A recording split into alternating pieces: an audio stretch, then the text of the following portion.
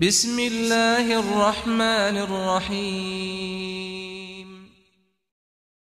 عن أمير المؤمنين أبي حفص عمر بن الخطاب رضي الله عنه قال: سمعت رسول الله صلى الله عليه وسلم يقول: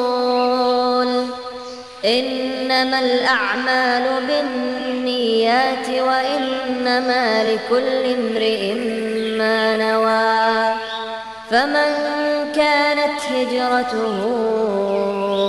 إلى الله ورسوله فهجرته إلى الله ورسوله،